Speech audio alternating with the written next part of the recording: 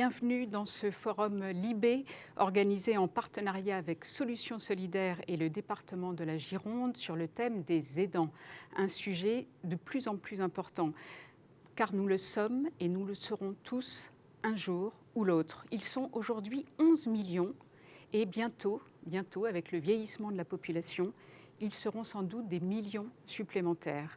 Ce qui est intéressant selon un sondage IFOP pour Solutions Solidaires, c'est que 58% seulement des personnes qui déclarent aider régulièrement un proche se définissent comme telles. Les autres n'ont pas conscience de faire quelque chose d'exceptionnel. Par ailleurs, les aidants ne sont pas forcément les plus de 35 ans qui veillent sur leurs parents vieillissants. 23% des moins de 35 ans sont concernés, ce qui est énorme.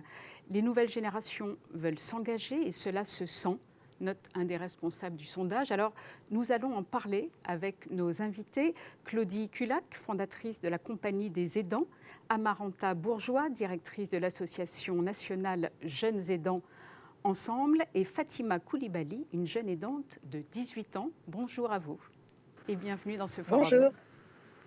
Alors, Bonjour, merci. Je vais commencer avec vous, Claudie Culac. Vous êtes une aidante quasi depuis toujours, par nécessité. Racontez-nous un peu comment ça s'est passé pour vous et puis parlez-nous de la façon dont vous avez décidé d'accompagner le travail des aidants, notamment avec une drôle de caravane. Oui, merci de me donner la parole. Donc, moi, j'ai commencé assez jeune avec une maman qui est morte d'un cancer généralisé, une tante en situation de handicap et un papa atteint de la maladie d'Alzheimer. J'ai bien évidemment rencontré beaucoup de difficultés en accompagnant mes trois proches, concilier ma vie pro, ma vie de femme, ma vie de mère. Et puis un jour, j'ai participé à un focus group. Quand je dis un jour, c'était il y a 10 ans exactement. Et là, j'ai découvert que j'étais aidante. Et j'ai découvert aussi qu'il y avait beaucoup de femmes qui vivaient la même situation que moi. Et je me suis dit, il faut faire quelque chose. Et donc, j'ai créé la Compagnie des aidants. Et d'ailleurs, vous faites en fait partie de ces personnes qui ne savaient pas qu'elles faisaient quelque chose d'exceptionnel, celle dont je parlais tout à l'heure.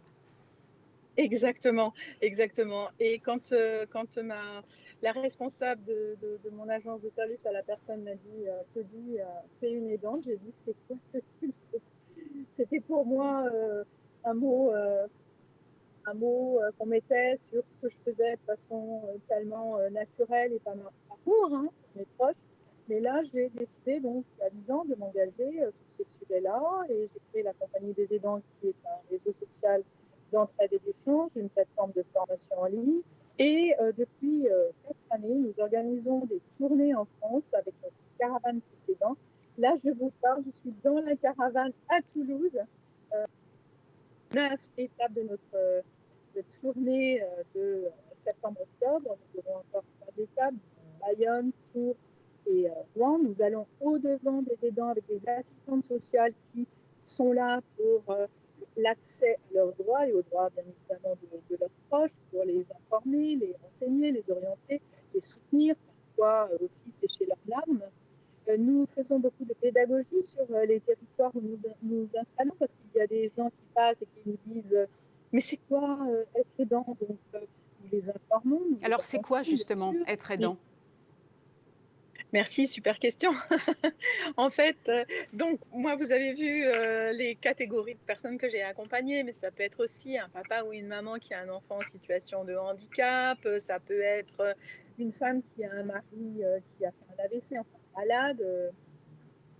Et donc, l'aidant, c'est celui qui va effectuer les gestes du quotidien que son proche ne peut plus faire. Toutes ces tâches qu'on fait naturellement, comme faire les courses, faire son ménage, gérer ses papiers, organiser sa vie.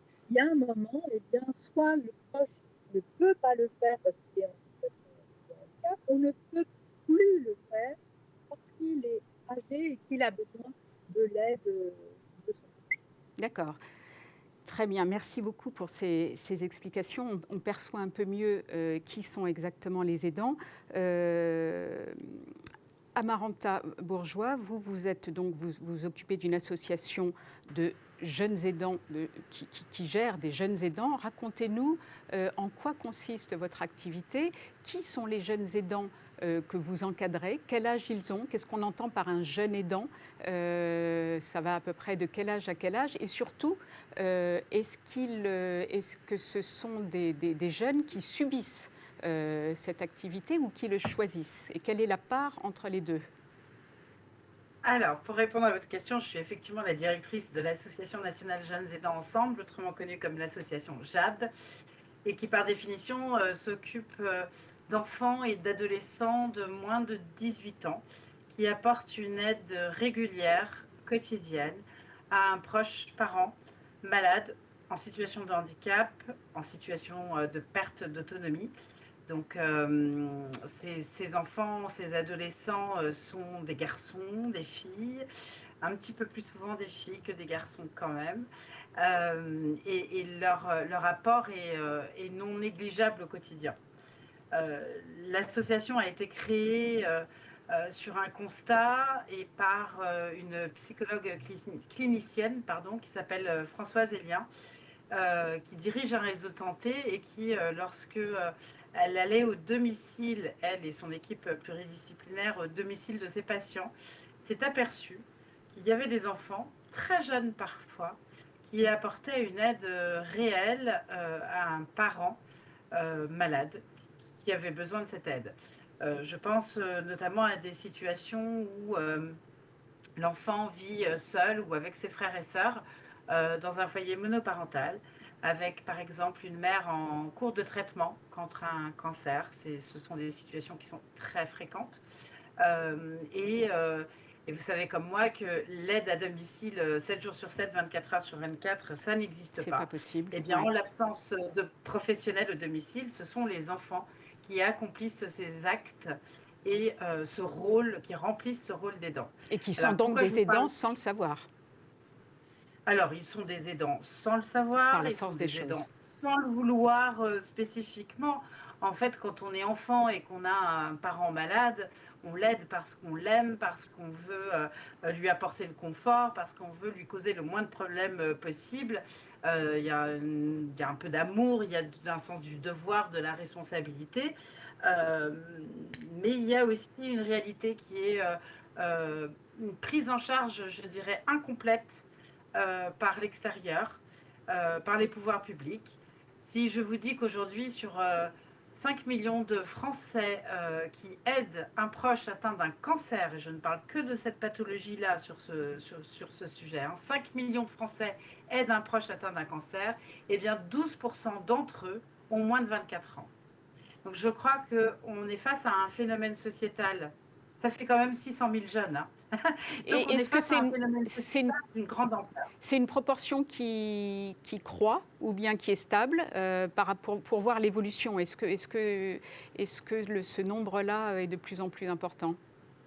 Alors, pour pouvoir dire factuellement que c'est une proportion qui croît, encore faudrait-il que nous ayons des organismes d'État qui se penchent sur la question et qui puissent évaluer exactement le nombre de jeunes aidants aujourd'hui en France. Ça n'est pas le cas. Aujourd'hui, on en est toujours à des estimations.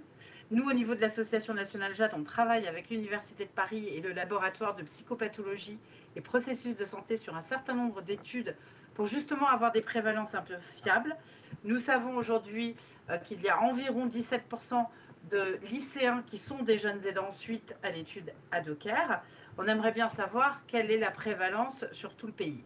Tant qu'on n'a pas d'organisme, je dirais, agrémenté qui nous donne un chiffre concret, on ne saura pas vraiment, en tout cas, on ne pourra pas étayer les hypothèses que nous faisons actuellement. Ce qu'on sait, c'est que la crise sanitaire, le Covid, justement, 19, les situations de Covid long ont très certainement augmenté la proportion de nombre de jeunes en situation d'aidance. Ce que nous savons aussi, c'est que la crise sanitaire, avec le confinement, a augmenté la fréquence d'aide, le nombre d'heures d'aide qu'apportent ces enfants auprès d'un parent ou qu'ont apporté ces enfants auprès d'un parent pendant cette période-là. Et alors, comment vous les aidez, ces jeunes? Comment on les aide? On les aide depuis 2014 en leur proposant de participer à des ateliers cinéma répit Jade ou des ateliers artistiques répit. Pour nous, l'idée, c'est de leur offrir un temps de répit pour qu'ils puissent souffler en dehors de chez eux, pour qu'ils puissent rencontrer d'autres jeunes aidants et pour qu'ils puissent s'exprimer à travers un média artistique. Alors, souvent, le cinéma, ça plaît beaucoup, mais ça peut aussi être le théâtre, la musique, ça peut être tout un tas de médias artistiques pour qu'ils puissent raconter leur histoire. Et je pense que on va avoir un témoignage dans quelques minutes qui abondera dans ce sens. L'idée, c'est qu'on puisse partir des attentes et de ce que les jeunes aidants expriment pour construire des réponses à leurs attentes et à leurs besoins. Voilà. Donc, du coup, vous leur apportez davantage une bouffée d'oxygène plutôt que des conseils pratiques. Alors, on leur apporte une bouffée d'oxygène. L'association ne fait pas que ça. L'association développe également des actions de sensibilisation auprès des professionnels, que ce soit les professionnels de l'éducation nationale, prochainement les professionnels de santé également. C'est-à-dire qu'aujourd'hui, il faut arriver à les repérer, ces jeunes, pour savoir comment on peut les aider. Ce qu'on sait, et c'est les 3 axes prioritaires de l'association, c'est ils sont confrontés à 3 risques majeurs. Très souvent, ils nous disent qu'ils sont fiers de faire ce qu'ils font ça par amour, qu'ils font ça de manière naturelle. Mais on sait que les 3 risques, ce sont des risques essentiels dans la construction de l'identité d'un jeune. Le premier risque, c'est un risque comme pour tous les aidants, c'est-à-dire un risque sur leur santé psychique et sur leur santé physique. Si vous aidez un parent à se déplacer, eh bien, vous aussi, vous risquez d'avoir des troubles, des lombalgies, des difficultés du squelette musculaire parce que vous portez une charge trop lourde, réellement, littéralement et physiquement. Il y a aussi un risque de désinsertion sociale parce que les jeunes nous disent très souvent ils ont arrêté le sport, ils ont arrêté la danse, ils ont arrêté les activités extrascolaires, ils ne vont même plus manger à la cantine parce qu'ils préfèrent rentrer chez eux, vérifier que leurs proches parents va bien et que éventuellement les services d'aide à domicile sont bien passés pour faire ce qu'il fallait faire. Et le dernier risque, et là c'est celui qui nous agite et qui nous préoccupe le plus, c'est des risques dans leur trajectoire de vie et notamment au niveau de leur scolarité. Lorsque vous avez veillé toute la nuit sur un parent malade, eh bien, comment se concentrer pour le contrôle de mathématiques. Et donc évidemment, il y a des difficultés parfois sur le plan scolaire et un risque de décrochage scolaire qui est majoré. Donc aujourd'hui, nous alertons les pouvoirs publics sur ces sujets-là parce que c'est pour nous une priorité que d'éviter le décrochage scolaire. Alors Fatima Koulibaly, vous êtes bien avec nous. Oui. Bonjour, je vous entends, mais je ne vous vois pas encore. Ah, ça y est. Bonjour. Bonjour. Vous êtes donc une jeune aidante de 18 ans, c'est ça? Oui. Et donc, alors racontez-nous un peu comment vous vous êtes retrouvée aidante et vos difficultés, ce que ça vous pose comme difficulté, ce que ça vous apporte aussi peut-être, ce que vous avez découvert peut-être de vous-même et des autres en vous retrouvant dans cette situation. Racontez-nous un petit peu. Déjà, mon temps, il a commencé à être réduit.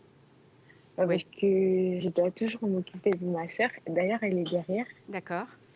Et je dois m'occuper d'elle. Toute la journée toute la journée ou la nuit? Non. Des fois, quand maman elle doit sortir et il n'y a personne pour s'occuper d'elle, je suis obligée soit de ne pas aller à l'école, soit de rester pour la surveiller en tout cas. D'accord. Parce qu'elle ne peut pas rester seule. Et du coup, est-ce que tu as remarqué que dans ton parcours scolaire, cela avait ralenti tes progrès et ça pose un problème? Non, pas au niveau des progrès, mais juste je me sens fatiguée. Mais ça n'impacte pas mes résultats scolaires. Et donc, et tu te sens aidée par l'extérieur, par exemple, je sais que tu connais Amaranta Bourgeois et son association. Est-ce que ça t'a apporté, ça te fait du bien? Tu sens que ça te permet de respirer un peu? Oui. Ça m'a permis de respirer les 2 fois où je suis allée. J'ai beaucoup soufflé. Et ça m'a beaucoup changé de tout le temps être là avec ma sœur et voilà, rester à la maison, ça m'a changé de mon cadre actuel, de mon cadre quotidien. De quoi aurais-tu besoin en ce moment, dans la situation qui est la tienne? De quoi aurais-tu besoin? Est-ce que d'une aide extérieure pour t'aider à t'occuper de ta sœur ou de davantage d'activités extérieures comme celle qu'offre l'association d'Amaranta? De quoi tu aurais le plus besoin aujourd'hui? On va dire davantage de séjours, Jade, parce que ça fait vraiment du bien. Et aussi que ma soeur elle commence à partir à l'école. Ah, Je vais pas dire que j'ai besoin de quelqu'un pour m'aider à m'occuper d'elle, non, je pense pas. Mais juste qu'elle aille à l'école, qu'on la spécialise dans quelque chose de bien, en fait. oui, Comme ça, elle aura du temps. Quand elle passe son temps à l'école, moi aussi, je suis à l'école. c'est ça, et qu'elle puisse se retrouver avec des jeunes de son âge et dans un autre Exactement. environnement qu'à la maison. Et ça, tu penses Oui. que ça va être possible ou c'est compliqué pour l'instant? Ouais, pour l'instant, c'est un peu compliqué. Mais j'espère en tout cas que ça sera possible. D'accord. Bon, ne t'en vas pas, je reviens vers toi. Claudie Culac, vous êtes toujours avec nous? Oui, oui, je suis là, je suis avec vous. D'accord. Est-ce que vous avez constaté que la crise sanitaire avait provoqué une prise de conscience, peut-être, de l'importance des aidants? Parce que finalement, la crise sanitaire a mis en évidence la solitude de beaucoup de personnes âgées et aussi, il y a beaucoup de gens qui se sont retrouvés malades, qui étaient seuls, qui n'avaient personne pour s'occuper d'eux. Les hôpitaux étaient pleins. Est-ce que vous avez l'impression que la crise sanitaire a été un tournant ou pas du tout? Écoutez, ce qui s'est passé au moment du premier confinement, c'est des hôpitaux qui ont appelé les proches en disant ça serait gentil de venir chercher votre parent, on a besoin de place à l'hôpital. Donc les familles se sont mobilisées, sont allées chercher leurs proches. En parallèle de ça, eh bien, les personnes, les aidants télétravaillaient, avaient leurs enfants à la maison qui faisaient leurs devoirs et qu'il fallait surveiller les devoirs. Donc ils ont été très mobilisés et heureusement qu'ils étaient là parce que ça a permis à notre système de santé Rapprochez-vous de bien pas s'écrouler. du micro parce qu'il y a des moments où vous entendez D'accord. un peu entrecoupé. Ok.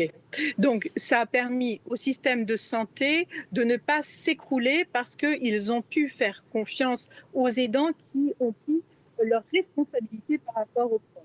Ces aidants ont dû faire des gestes techniques qu'ils ne savaient pas faire en l'absence d'aide à domicile et d'infirmières qui étaient réquisitionnées par les hôpitaux. Donc, l'aidant, on a vu à quel point c'était un co-soignant et heureusement qu'il était là. Donc, bien sûr, tout le monde en a pris conscience. Nous, au mois de juin, nous avons fait le tour des hôpitaux en Île-de-France et on voit à quel point les professionnels de santé ont pu compter sur les aidants et ont envie d'ailleurs de leur apporter aide et soutien. Ça, c'est une bonne chose parce qu'ils savent qu'ils peuvent compter sur les proches s'ils ont besoin. Et est-ce que vous avez l'impression que l'État, que les pouvoirs publics en font assez? Parce que finalement, on a l'impression que chacun essaye de se débrouiller comme il le peut. Les plus méritants, comme vous, essayent de monter des associations, de se débrouiller avec les moyens du bord. Est-ce que vous sentez vous-même aidé par les pouvoirs publics? Écoutez, on a déjà une chance, c'est que le plan Agir pour les aidants a été mis en place par ce gouvernement. C'est le premier gouvernement vraiment à prendre le sujet à bras-le-corps, mais ce n'est pas suffisant. Vous prenez l'exemple du congé de proche aidant qui est trop restrictif, qui est trop court en durée, qui n'est pas assez indemnisé, mais cependant, tout le monde en a conscience et on est en train de travailler pour que ce congé de proche aidant soit modifié et réponde plus aux besoins de cet actif qui doit concilier sa vie professionnelle et son rôle d'aidant. Oui, c'est sûr qu'il y a beaucoup de choses à faire. je me suis Oui. renseignée du coup en bossant le sujet et j'ai constaté qu'en fait, si vous voulez prendre dans une entreprise, si vous voulez prendre un congé pour vous occuper d'un proche qui en a besoin, en fait, vous êtes indemnisé. Je crois que c'est moins que le SMIC, hein, l'indemnisation dont vous pouvez bénéficier, ce qui pose quand même, ce qui peut poser un problème pour certains. Oui, parce que quand vous aidez un proche, ça a un coût. Vous devez mettre de l'essence dans votre voiture ou peut-être prendre un billet de train, un billet d'avion, euh, participer aux frais aussi de bien-être de votre parent et vous n'allez pas lui demander de rembourser. Donc, si votre salaire est diminué, bien sûr que c'est compliqué parce qu'entre 42 euros et 53 euros selon que vous êtes en couple ou célibataire par jour, pardon, vous voyez que ce n'est pas énorme. Donc, ce qu'on veut, nous, c'est un maintien de salaire, bien évidemment, parce que la situation ne va pas s'améliorer, parce qu'en 2035, vous savez que 30% de la population aura plus de 60 ans. Donc, c'est maintenant qu'il faut mettre en place une réponse pour que chaque salarié puisse concilier sa vie perso, sa vie pro et sa vie d'aidant. Amaranta, vous êtes d'accord avec ce qui vient d'être dit. Vous pensez que les pouvoirs publics n'en font pas assez pour aider les aidants et qu'il faut à la fois mettre la main à la poche, mettre davantage de structures en place, enfin bref, que les aidants ne se sentent pas tout seuls? Je crois qu'il faut revenir un peu à la base et admettre qu'il n'y a pas d'aidant lorsqu'il n'y a pas de proches aidés. Et donc, pour répondre aux besoins des aidants, il faut d'abord, en premier, répondre aux attentes et aux besoins des proches aidés. Que ce soit dans le champ du handicap, que ce soit dans le champ sanitaire, avec les maladies chroniques type cancer, sclérose en plaques, qui sont aussi handicapantes évidemment et invalidantes, pardon, ou que ce soit dans le secteur de la personne âgée. Aujourd'hui, les aidants, en fait, pallient quelque part aux défaillances de notre système de santé et de solidarité. Et ça n'est pas acceptable. On ne peut pas construire une société de cette manière-là, à mes yeux. Et notamment, on ne peut pas la construire sur des épaules fragiles que sont les enfants et les adolescents, hein, qui n'ont certainement pas demandé ça. Je crois que le témoignage de notre jeune aidante tout à l'heure a été très clair là-dessus. C'est-à-dire qu'aujourd'hui, si sa sœur pouvait aller à l'école ou si sa sœur pouvait être prise en charge dans un établissement spécialisé, et vous savez que dans ce cas-là, c'est vraiment un parcours du combattant de trouver une place dans un établissement spécialisé, eh bien, elle serait moins fatiguée, elle l'a dit elle-même, et plus à même de se concentrer sur ses études. Donc, prenons en considération ces remontées-là. Je crois qu'aujourd'hui, on a un vrai souci au niveau de la prise en charge des proches aidés. Bien entendu, un certain nombre d'entre eux veulent pouvoir continuer à vivre au domicile, dans quel cas il faut aussi très certainement, revaloriser les salaires des métiers d'aide à domicile pour que ce soit des métiers plus attractifs, pour permettre de répondre aux besoins des personnes malades ou en situation de handicap et libérer un petit peu la charge des aidants.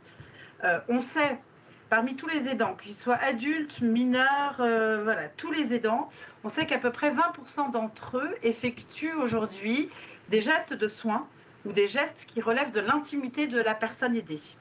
Ça, à mes yeux et aux yeux de l'Association nationale JAD, ça n'est pas acceptable pour des enfants et pour des adolescents. C'est-à-dire qu'il faut pouvoir entendre leurs paroles, les respecter dans l'aide qu'ils souhaitent apporter à leurs proches, mais pas les libérer de certains actes, de certains gestes qui, sans doute, sont ceux qui sont les plus préjudiciables pour leur santé, et notamment leur santé psychique. Donc, renforcer l'aide à domicile, ça doit être le volet numéro 1. Répondre aux besoins de tous les proches aidés, c'est évidemment une priorité aussi. En ce qui concerne les aidants, même, je dirais, ceux qui aident de manière... alors, jamais je ne dirais choisi, parce que je pense que ces situations sont toujours plus subies que choisies, mais avec ce que ça peut leur apporter, parce que c'est clair que ça apporte aussi quelque chose, hein, c'est très valorisant d'aider un proche, c'est du don de soi, c'est de l'acquisition de compétences, et je ne parle pas de compétences techniques, mais plutôt de compétences psychosociales, c'est de l'empathie, c'est des choses extrêmement importantes pour tout le monde aujourd'hui, c'est des compétences qui sont même valorisées dans le milieu de l'entreprise, mais pour autant, il faut que ça reste raisonnable et proportionné par rapport à l'âge de l'aidant. Et donc, il y a aujourd'hui encore un certain nombre d'actions que nous devons impulser, un certain nombre de décisions qu'il faut susciter auprès des pouvoirs publics pour éviter que les jeunes aidants, notamment, mais les aidants aussi adultes, ne s'épuisent ou ne s'enferment dans ce rôle-là. Voilà.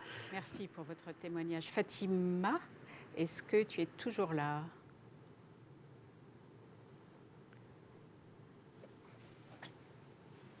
Ah, je crois que je t'entends et je ne te vois pas encore, mais ça va pas tarder, je pense. Est-ce que tu m'entends?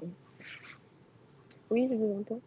Est-ce que tu connais d'autres jeunes comme toi qui sont, par la force des choses, des aidants? Est-ce que tu en parles? Si oui, est-ce que tu en parles avec eux? Est-ce que ça t'aide? Est-ce que ça te permet de te sentir moins seul? Oui, je connais d'autres jeunes qui sont aidants. D'ailleurs, je les ai rencontrés, qui sont aidants comme ouais. Tu les as rencontrés par l'association?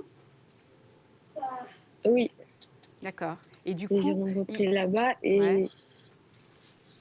Et du coup, tu les as revus en dehors de l'association? Oui, une seule. D'accord. Oui. Et quand vous voyez? On parle d'autre chose en fait que de nos proches malades.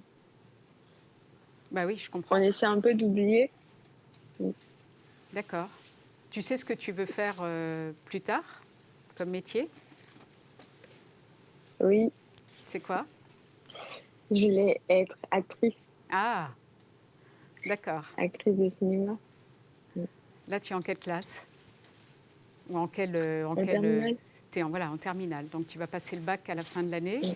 Et tu penses que, par exemple, est-ce que tu sens que tu aurais besoin d'avoir des cours en dehors de l'école pour t'aider à réviser tes cours en prévision du bac? Ou est-ce que tu penses que tu es capable de t'en sortir toute seule avec du temps un peu pris par tes activités familiales? Oui, je me dis que si j'ai un peu plus de temps, je peux le faire. Je peux bosser mes cours moi-même et réviser pour le bac.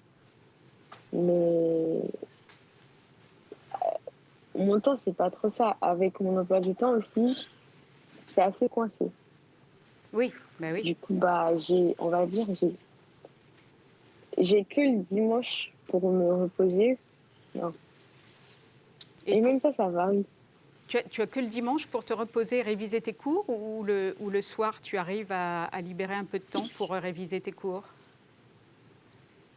Oui, le soir, j'arrive. D'accord. J'arrive à... Bah écoute, on te souhaite de décrocher ton bac et de réaliser ton rêve de devenir actrice. Merci beaucoup pour ton témoignage. Ouais. Claudie Culac, vous êtes toujours là? Bien sûr, je suis avec vous. On a beaucoup parlé essentiellement même des aidants subis, si l'on peut dire, c'est-à-dire ceux qui n'ont pas le choix en fait. Est-ce que viennent vers vous, et notamment via votre caravane, des aidants volontaires, c'est-à-dire des gens qui n'ont pas de problème autour d'eux, qui n'ont personne de particulier à aider, mais qui ont envie d'aider juste pour participer, pour donner un peu de leur temps à la société et aux autres?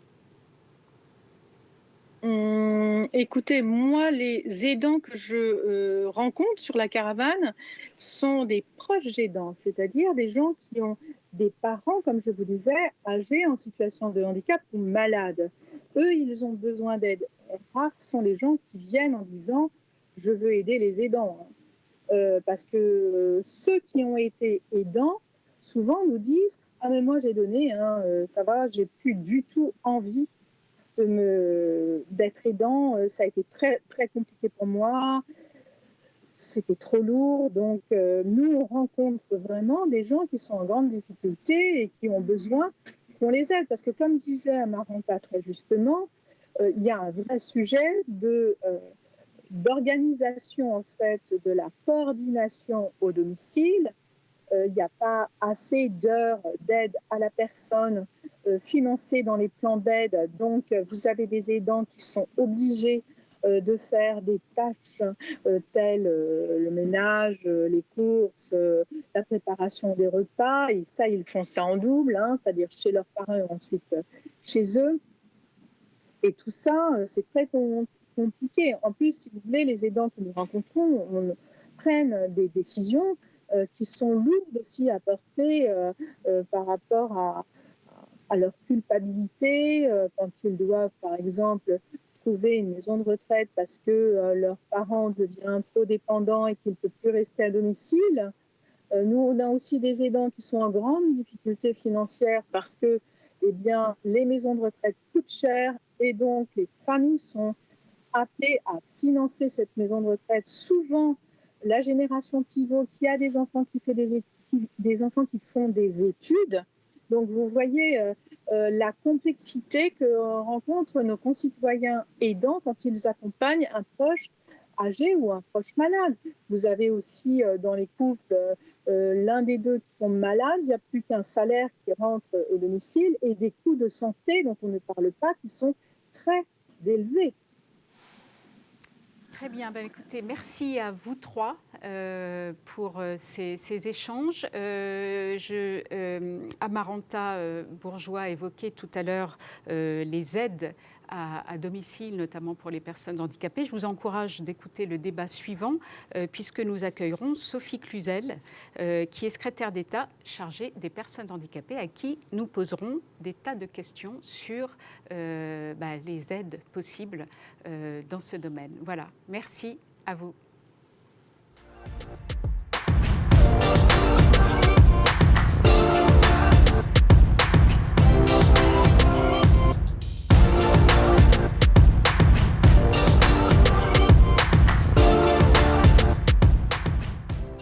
Bienvenue dans ce forum Libé sur le thème des aidants, organisé en partenariat avec Solutions Solidaires et le département de la Gironde. Alors, nous allons maintenant essayer de débattre, de réfléchir à comment aider les aidants. Nous venons de définir qui ils étaient. Maintenant, comment les aider? Pour en parler, pour répondre à cette question, nous avons réuni Sophie Cluzel, qui est secrétaire d'État chargée des personnes handicapées, Stéphane Troussel, président du département de la Seine-Saint-Denis, et Dominique Libaud, président du Haut Conseil du financement de la protection sociale. Bonjour à vous trois, bienvenue dans ce forum. Alors, je vais commencer avec vous, Madame la Ministre. On a beaucoup parlé dans le débat précédent justement de la solitude et du manque de moyens apportés aux aidants et notamment aux personnes s'occupant de proches handicapés. Et notamment, on avait le témoignage de cette jeune fille qui doit s'occuper de sa sœur et qui rêverait que celle-ci puisse aller à l'école, à la fois pour elle, pour sa sœur, pour qu'elle puisse se frotter à d'autres jeunes de son âge, et aussi pour elle-même, pour qu'elle puisse elle-même aller à l'école. Voilà, tablez-nous, brossez-nous un tableau de cette situation et des moyens qui sont mis à la disposition notamment de ces jeunes aidants. Alors bien sûr, les aidants et les jeunes aidants sont une préoccupation du gouvernement, puisque nous avons mis en place la stratégie Agir pour les aidants. Je l'avais mise en place avec ma collègue Agnès Buzyn. Nous la continuons bien sûr avec Brigitte Bourguignon. Nous avons plusieurs axes. Nous avons d'abord les axes de pouvoir repérer ces aidants Et d'ailleurs, j'incite vraiment les aidants à se déclarer comme tels dans leur dossier médical, parce que c'est très important de pouvoir une continuité s'il arrive quelque chose aux aidants. Et ça, c'est une avancée pour pouvoir les repérer. Deuxièmement, nous sommes bien conscients de la difficulté de certains aidants. Alors, comme l'a dit très justement une de vos précédentes intervenantes, elle a dit ce qu'on voudrait, c'est surtout aider les aidés. Si les aidés n'étaient pas, à aider, il n'y aurait pas les aidants. Donc, qu'est-ce que nous faisons? Nous déployons bien sûr les solutions pérennes pour, par exemple, cette jeune fille pour qu'elle puisse aller à l'école. Donc ça, c'est un parcours de scolarisation adapté aux besoins des aidés. Mais surtout, parce que parfois, il y a aussi un choix de garder son aidé à la maison, une personne handicapée que les familles préfèrent accompagner elles-mêmes. Nous devons pouvoir trouver des solutions de répit. C'est ce qu'ils nous disent, pour éviter justement cet isolement et puis cette charge mentale importante et ne pas arriver jusqu'au burn-out, jusqu'à l'épuisement. Et c'est bien pour ça que pendant la crise Covid, parce que la crise sanitaire nous a aussi révélé des situations d'aidants que nous connaissions mal, nous avons mis tout de suite en place le numéro 0800 360 360. Sortie de Covid, 2 appels pour avoir du répit et pour l'accès aux soins et à la santé des aidés. Donc nous nous sommes mis en mode, et je tiens à saluer l'ensemble des départements, l'ensemble des organisations gestionnaires, des associations, qui ont mis en place cette écoute, et cette écoute opérationnelle. Nous avons appris à travailler mieux sur les territoires ensemble pour quand, par exemple, un établissement était fermé pendant le Covid, puisse accueillir d'autres établissements étaient restés ouverts. Donc nous avons trouvé des solutions et nous accompagnons ce répit. Quand vous parlez d'un répit, pardon, excusez-moi, quand vous parlez donc offrir un peu de répit, de quoi s'agit-il concrètement? Est-ce que c'est pouvoir appeler ce numéro et se sentir moins seul, pouvoir avoir une oreille attentive, ou est-ce que c'est une sortie, enfin quelqu'un qui vient s'occuper de la personne qui a besoin d'être aidée? Plusieurs solutions. Soit c'est la personne aidée qui va pendant 2-3 jours ou une semaine, on a à peu près 90 jours de répit possible, des bons à tirer si vous voulez de pouvoir avoir du répit. C'est-à-dire qu'un établissement peut accueillir la personne aidée avec justement des professionnels formés selon le type de handicap, mais c'est aussi, comme vous l'avez dit, le relayage à domicile. C'est ce que les Canadiens appellent le baluchonnage. Le baluchonnage au Canada, c'est 15 jours. Notre droit du travail ne nous permet pas de faire 15 jours, mais pour autant, nous avons des territoires expérimentaux. Ce sont des personnels aguerris, formés, labellisés dans des services d'accompagnement qui viennent s'installer à la place de l'aidant pour que celui-ci puisse partir 2 jours, 3 jours en week-end, souffler. Moi, les familles m'ont dit c'est la première fois qu'on a pu aller à un mariage avec la fratrie parce qu'il y avait justement ce répit pour la personne accompagnée, soit en établissement, soit à domicile. Donc ça, c'est extrêmement important. Et nous développons ces solutions de répit, des plateformes de répit. Et avec ce numéro, ils peuvent trouver des solutions qui sont de répit à proximité de chez eux. Ça, c'est extrêmement important. Et puis, rompre l'isolement de l'aidé, c'est tout l'enjeu des métropoles aidantes, comme par exemple à Lyon, avec les cafés aidants, mais partout sur les territoires. C'est-à-dire pouvoir aussi parler des problèmes qu'on a, se rencontrer, souffler, pouvoir dire tout ce que l'on vit et ne pas rester seul.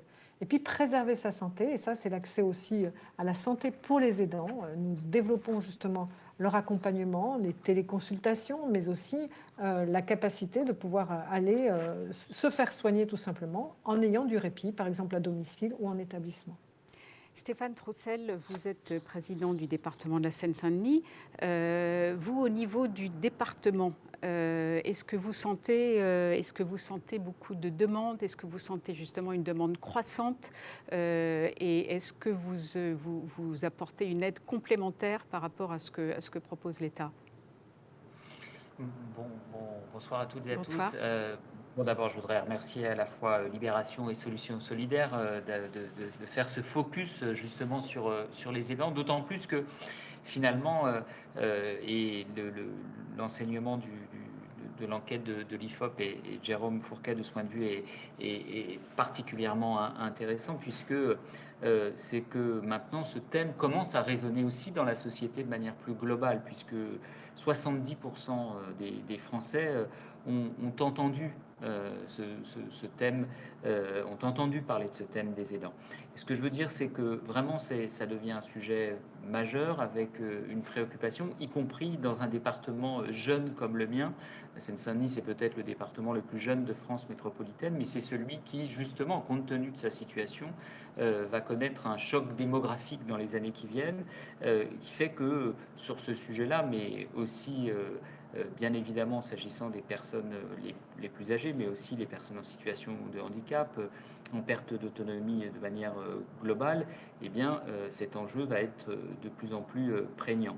Alors, pour aider les aidants, justement, bien évidemment qu'il faut à la fois qu'il y ait la solidarité nationale, qu'il y ait la solidarité familiale, mais elle ne peut pas, l'une ou l'autre ne peuvent pas se substituer à la seconde. Et donc, dans les enjeux principaux que le département essaye justement à travers son plan d'action de déployer, eh bien, il y a, et je partage ce que disait bien évidemment Madame la Ministre, c'est à la fois de rompre l'isolement, bien évidemment, et de combattre d'abord ce manque d'information. Il y a un certain nombre de dispositifs qui existent, qui sont méconnus, souvent pas forcément bien répartis, et donc il faut les faire connaître pour permettre justement de rompre cet isolement. C'est Et le comment sens, par vous les exemple, faites, comment vous parvenez à les faire par exemple, connaître? nous avons établi un partenariat avec une association, Ma Boussole Aidant, justement pour mettre en ligne, à travers une cartographie, l'ensemble des dispositifs qui existent et des solutions de proximité, de répit à proximité des aidants qui existent sur le territoire de Seine-Saint-Denis. Je pense aussi notamment, et le témoignage de Fatima Koulibaly juste avant notre échange, de mon point de vue, est assez révélateur. Et donc, je pense en particulier aussi aux jeunes aidants. Il faut aider ces jeunes, sensibiliser l'éducation nationale, améliorer leur repérage. Et c'est aussi pourquoi on a développé un partenariat avec l'association Jeunes Aidants Ensemble, qui organise un certain nombre d'ateliers, notamment des ateliers cinéma-répit, qui participent à ces actions en direction plus particulièrement des jeunes aidants. Alors, Je pense aussi à ça, c'est les ateliers cinéma, c'est super, et manifestement, si l'on en croit Fatima Koulibaly, ça lui a fait énormément de bien. Cela dit, on sent quand même à la veille du bac que peut-être quelques cours de renforcement pour pallier toutes les heures où elle n'a pas pu aller à l'école, où elle n'a pas pu réviser ses cours pour l'aider à décrocher son bac, ne serait pas du luxe. Est-ce que là, il y a quelque chose qui est prévu? Mais je pense que plus largement, effectivement, il faut aller vers la reconnaissance beaucoup plus large du rôle des aidants dans notre société. Et c'est vrai pour cette jeune femme, c'est vrai pour les salariés. Bien sûr, je pense à l'indemnisation des congés qui doit être simplifiée, mais disons-le aussi, augmentée et accompagnée, je crois, d'une vraie mobilisation, y compris culturelle, dans les entreprises pour que la situation de ces aidants, là pour le coup salariés, soit beaucoup mieux considérée. Mais au-delà de ces questions, j'ai envie de dire, absolument indispensables qu'il faut traiter sur la situation des aidants, je crois que l'enjeu, c'est d'inscrire aussi ce sujet des aidants dans la politique plus large, là encore, plus globale, liée à l'accompagnement de la dépendance. Parce que soulager les aidants, c'est aussi bien évidemment renforcer les métiers de l'aide à domicile, les revaloriser financièrement, améliorer leur formation, investir massivement dans ce secteur. Et disons-le aujourd'hui, tous ces métiers du soin, du lien, connaissent un vrai déficit d'attractivité. Et il y a un certain nombre de mesures qui ont d'ores et déjà été prises, mais on voit bien que face à l'ampleur de la question qui est devant nous, il va falloir aller beaucoup plus loin sur la question de l'attractivité des métiers, aussi justement pour soulager les aidants et avoir des solutions d'accompagnement et de prise en charge. Alors, Dominique Libault, vous êtes président du Haut Conseil du financement de la protection sociale. Donc là, vous êtes au cœur du réacteur, si je puis dire.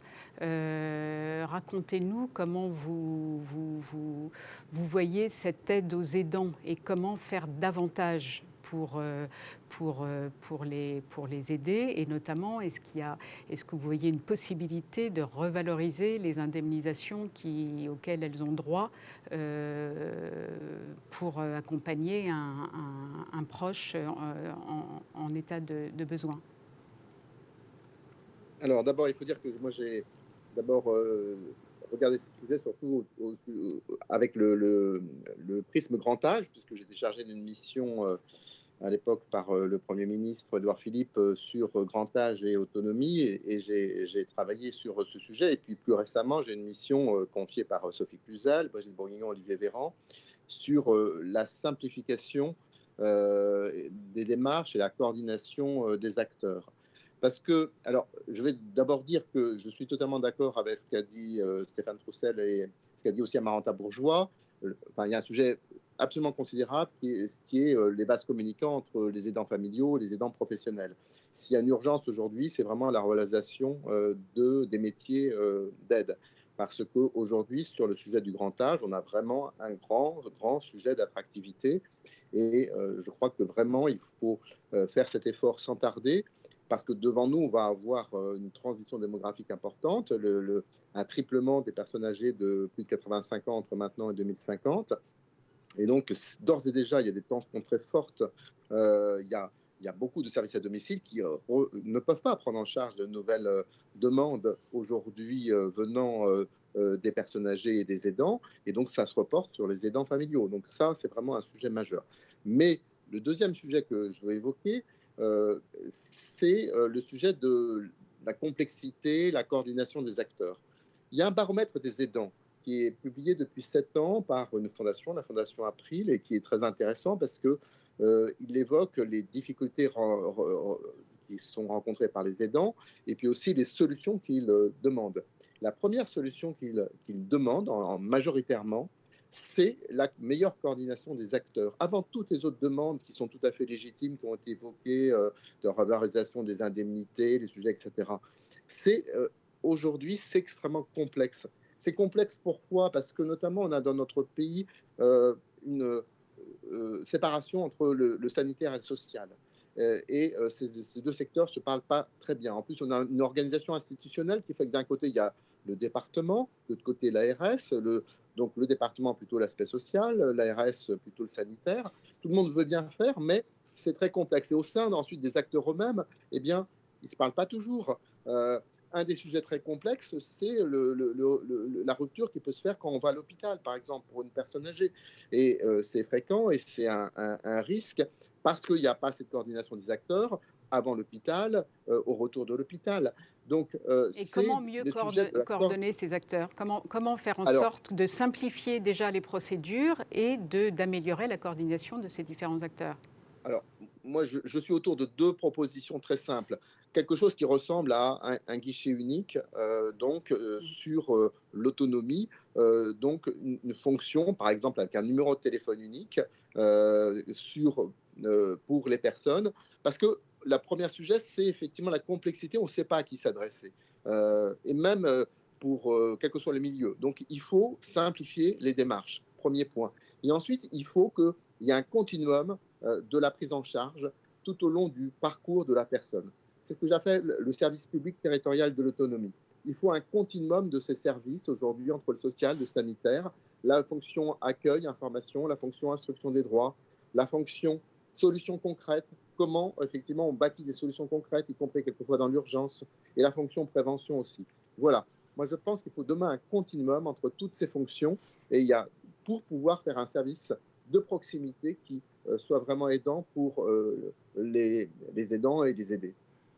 Madame la ministre, donc cette nécessité d'un continuum, vous l'avez en tête?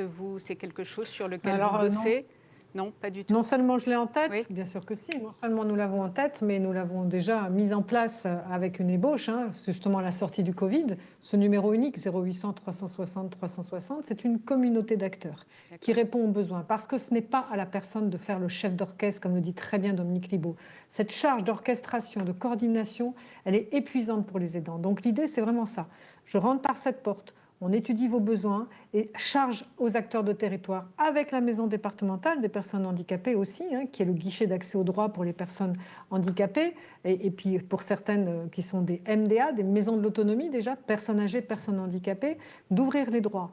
Mais une fois qu'on a ouvert les droits, c'est très bien, mais il faut pouvoir les exécuter. Et c'est ça que nous disent les familles, les aidants. C'est que ces charges à nous, on a des jolies notifications de prestations, de compensation, puis il faut aller chercher les services. Et puis les services, ils ne sont pas là. Donc c'est bien cette charge mentale de coordination qu'on améliore grâce à ce 0800 360 360 qui se structure Et qui va vraiment rester, en communauté d'acteurs. Qui est pérenne. Qui est c'est-à-dire pérenne, qu'il- qui est en train d'être déployé massivement sur l'ensemble des départements. On est à peu près à 70 départements qui sont dans cette modalité qu'on veut développer, bien sûr en partenariat avec les départements, parce que je répète que nous sommes co-constructeurs des réponses.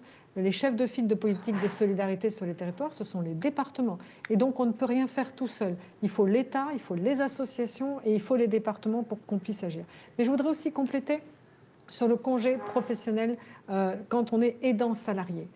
C'est vrai qu'aujourd'hui, il n'est pas assez utilisé. Pourtant, ça rend service énormément. Ça permet justement d'entamer le dialogue avec son professionnel, avec l'employeur, et d'être tout simplement dans une liberté d'action pour organiser ce service, pour pouvoir traverser la France, aller s'occuper de son vieux parent ou de sa personne handicapée.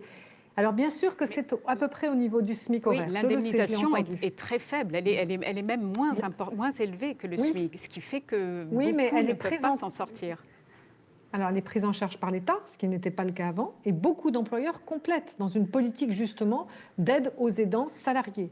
C'est tout l'enjeu de pouvoir collaborer avec les employeurs et l'État. Nous entendons que ce n'est pas assez, mais surtout nous voulons que ça soit connu, et ce n'est pas assez connu. C'est pour ça que je mobilise les entreprises, notamment à travers par exemple la Semaine européenne de l'emploi des personnes handicapées, en faire une vraie politique en même temps de s'occuper des personnes handicapées qui travaillent, mais aussi des aidants, se déclarer aidants, le mettre dans le dialogue social, pouvoir accompagner. Et beaucoup d'entreprises font déjà plus que l'État, donc c'est un complément aussi. Mais j'entends surtout que c'est parfois trop complexe pour l'activer. Donc nous allons le simplifier massivement, c'est ce que je porte avec Brigitte Bourguignon, simplifier l'accès, améliorer peut-être en effet le défraiement, c'est indispensable, mais surtout le faire savoir, le faire connaître, il n'est pas assez encore utilisé. Et d'ailleurs, vous faites bien de me le souligner, parce que pour préparer ce débat, du coup, je suis allée voir la DRH de l'IB pour leur demander, mais au fait, nous, comment on fait? Et voilà, manifestement, ils n'étaient pas tellement au courant. Donc, du coup, ça m'a permis de les sensibiliser aux dispositifs existants, au cas où, en effet, dans l'équipe, parmi nous, certains aient besoin de ce moment pour s'occuper d'un proche. Donc, en effet, j'ai l'impression qu'il y a quand même pas mal de boulot auprès des entreprises pour les convaincre d'abord de laisser leurs salariés s'absenter le temps nécessaire et surtout de les aider financièrement pour ça. Stéphane Troussel, vous avez l'impression que ce continuum, vous, à votre niveau au département, à la tête du département, vous avez l'impression que ce continuum et surtout ce travail censé être main dans la main entre l'État, le département et les associations fonctionne comme il faut, ou qu'il y a quand même encore quelques ratés? Vous savez, en matière de coordination des acteurs, quelles que soient les politiques publiques, on peut toujours, tout le temps, partout, faire beaucoup mieux, et c'est un chantier toujours inachevé. Et donc, ça doit être une préoccupation quotidienne de tous les instants, de tous les acteurs. Donc non, spontanément, je vous réponds sur ce sujet-là, mais comme sur bien d'autres, qu'on n'en fera jamais assez en matière d'amélioration de la coordination. Parce que les politiques sont de plus en plus complexes, parce que les acteurs sont de plus en plus nombreux, parce que les solutions ne peuvent jamais se développer à l'échelle de telle ou telle commune, de tel ou tel territoire. Donc il faut toujours avoir, quelle que soit l'institution, l'organisation qu'on représente, avoir ce souci permanent de la coordination. Donc en Seine-Saint-Denis comme ailleurs, mais en Seine-Saint-Denis aussi. Mais vraiment, je veux insister sur cette idée que aider les aidants, c'est encore une fois pour moi tenir les deux bouts du sujet. Il faut avoir cette approche de proximité, il faut avoir ce souci de la coordination pour lutter contre leur isolement, pour offrir des solutions de répit, multiplier les actions d'information, mener cette bataille culturelle dans le monde économique, dans l'entreprise, avec les acteurs pour faire connaître par exemple ce congé, développer des solutions pour apporter des solutions de santé mentale, d'accompagnement physique, psychologique des aidants. Absolument indispensable. Mais encore une fois, l'autre bout, du sujet, c'est vraiment inscrire cette question plus globalement dans la nécessaire révision, déploiement, développement de notre politique liée à l'autonomie dans la société. Dominique Libaud a rappelé les chiffres. On est face à un enjeu qui fait que chacun d'entre nous va être concerné désormais par cette question. Et donc, excusez-moi de cette expression un peu triviale, mais la société française, elle doit changer de braquet sur cette question. Et disons-le, on est, quelles que soient les évolutions, on est encore collectivement bien loin du compte. Et encore une fois, je le dis moi, qui passe mon temps à répéter que ce département, encore une fois, est le département le plus jeune de France métropolitaine. Mais justement, face à la part de personnes âgées aujourd'hui dans un département comme le mien, et à sa part et son augmentation en nombre, en valeur absolue dans les 15-20 années qui viennent, et avec en plus un profil, disons-le, socio-économique des personnes concernées qui quand même est excessivement fragile. Moi, je prends cet exemple-là. La Seine-Saint-Denis a un pourcentage bien moins aujourd'hui des personnes âgées que mon collègue département dans le département des Hauts-de-Seine, mais par exemple n'a pas forcément, compte tenu des profils de vie, des niveaux de dépendance, des niveaux de ressources, la PA elle coûte plus au département de la Seine-Saint-Denis que mon collègue des Hauts-de-Seine, parce que les personnes âgées par exemple qui restent vivre en Seine-Saint-Denis, elles sont souvent plus modestes, elles ont eu une vie professionnelle et sociale plus cabossée, et donc c'est un enjeu crucial dont je crois et d'ailleurs vraiment ce type de forum pour vulgariser, sensibiliser, faire prendre conscience de cet enjeu crucial pour la société française est vraiment est absolument nécessaire, et toutes les occasions doivent être bonnes. On va avoir des débats, un grand débat avec l'élection présidentielle et législative. J'espère que ce sujet-là sera aussi au cœur de nos échanges. Justement, Sophie Cluzel, je reviens vers vous. Je sais que vous n'êtes pas directement en charge de la loi sur la dépendance qui avait été promise par Emmanuel Macron, mais c'est vrai que ça pose quand même des questions de voir que cette loi a été repoussée sans cesse, alors que c'est le sujet qui va, un des grands sujets qui va structurer les années et les décennies à venir. Mais c'est un sujet, en effet, qui n'est pas, je dirais, sur lequel on ne recule pas, puisque justement dans le projet de loi de financement de la sécurité sociale, nous portons des mesures fortes pour améliorer, notamment les services d'accompagnement, mais pas tout, le virage domiciliaire, pour que les personnes puissent rester à domicile. Alors oui, il va falloir certainement construire cette cinquième branche de l'autonomie. On a mis une première brique. À nous, je veux dire, d'être intelligents et d'en faire un vrai sujet, comme l'a dit Stéphane Troussel. Donc, qu'est-ce que l'on veut faire dans les 5 ans, dans les 10 ans qui viennent de cette prise en charge de l'autonomie? Parce qu'il y a la prestation de compensation du handicap qui est financée justement par les départements et une partie par l'État. Comment on en fait un vrai levier d'autonomie avec des services d'accompagnement à la hauteur des besoins des personnes? Ça a été dit dans vos débats. Pas assez d'heures pour pouvoir assurer vraiment cette autonomie. Donc c'est l'enjeu de demain sur la construction avec cette cinquième branche de l'autonomie qu'il nous faut travailler. Et certes, on n'a pas eu le projet de loi sur l'autonomie, mais on a des mesures très fortes qui sont portées quand même dans le projet de loi de financement de la sécurité sociale, mais qui n'obèrent pas justement toutes les discussions que nous devons avoir pour notre futur. Que veut-on faire de la solidarité, de notre gouvernance territoriale? Comment on peut amener justement cette coordination au plus près des territoires? Comment on arrête de parler de dépendance, mais de soutien à l'autonomie, à la perte d'autonomie? Voilà, ce sont des vrais sujets de société. Et je pense qu'en effet, ça doit faire l'objet de grandes concertations et pour avancer sur le plus efficacement possible pour les personnes, qu'elles soient âgées ou handicapées. Dominique Libaud, justement, vous qui tenez les cordons de la bourse, si je puis dire, est-ce que les financements sont, comment financer tout ça, sachant que avec le vieillissement de la population, ça va être un besoin matériel et financier croissant dans les années et les décennies à venir. Où trouver ces moyens?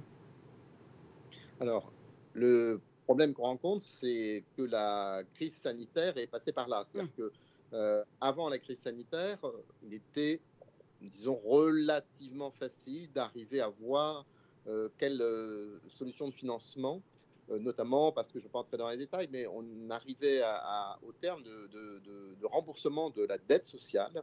Vous savez, chacun paye une CRDS sur son salaire et pour rembourser la dette sociale, normalement, on arrivait avec sanctions. Et puis la crise sanitaire arrive et fort logiquement, le gouvernement mobilise très fortement la protection sociale, le système de santé, et tout ça a un coût relativement élevé. Et évidemment, les finances sociales sortent de cette crise sanitaire en moins bon état qu'au début de la crise sanitaire. Et donc, les solutions sont plus complexes. Il faut avoir le courage de le dire aux Français parce que, effectivement, lorsqu'on va avoir ce sujet de financement de ce vieillissement de la population française, il va falloir, je pense que c'est effectivement un des enjeux du débat démocratique qui s'ouvre, et je partage ce qu'a dit Stéphane Roussel, j'espère bien qu'effectivement ce débat, comment on fait face à cette société de la longévité, comment on travaille sur ce sujet, c'est un enjeu politique. C'est un enjeu aussi sociétal, et ça a été bien dit, effectivement de financement, mais aussi au sein de l'entreprise. Par exemple, c'est encore un sujet un peu tabou au sein de l'entreprise.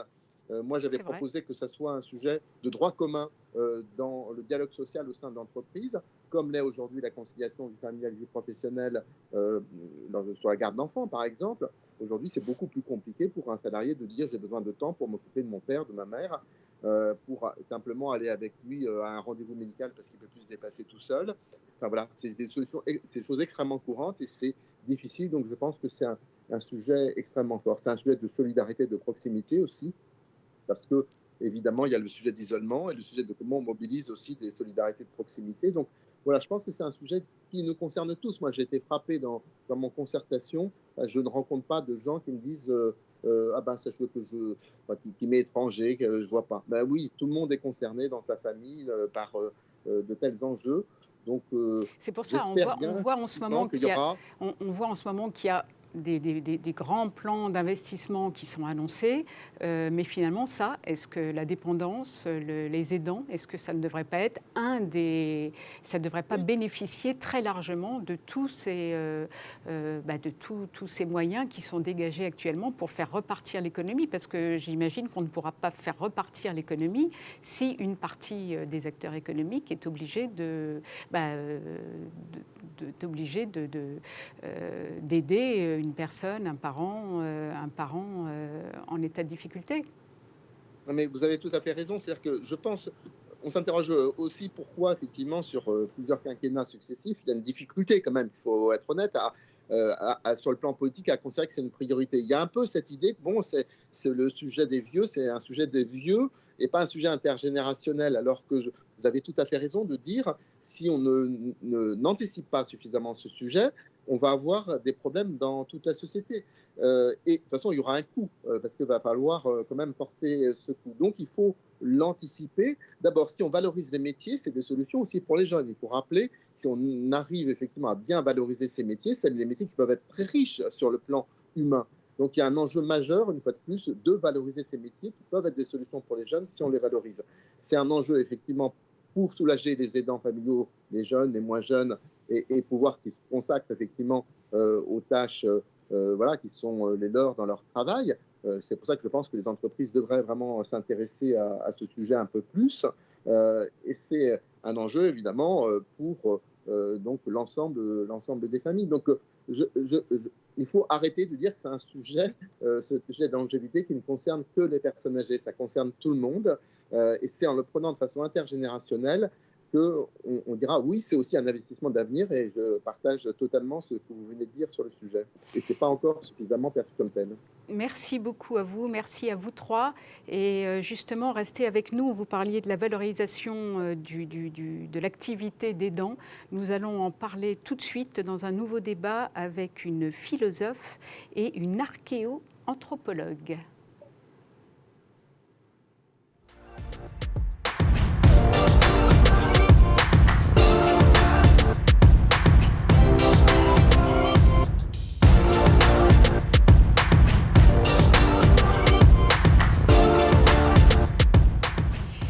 Bienvenue dans ce forum Libé sur le thème des aidants, organisé en partenariat avec Solutions Solidaires et le département de la Gironde. Alors, nous avons vu qui étaient les aidants, comment les aider? Évidemment, il nous faudrait plusieurs semaines, voire plusieurs mois pour arriver au bout de toutes les solutions nécessaires, mais on a quand même essayé de défricher un peu et je crois que c'était assez constructif. Maintenant, voyons si la solidarité peut devenir un sujet de société. Alors, pour en parler, nous avons réuni Sandra Logier, qui est philosophe et chroniqueuse à Libération. Bonjour Sandra. Et Valérie Delattre, qui est archéoanthropologue à l'Institut national de recherche archéologique préventive. Vous allez nous expliquer exactement de quoi il s'agit. Alors, Sandra Logier, bonsoir.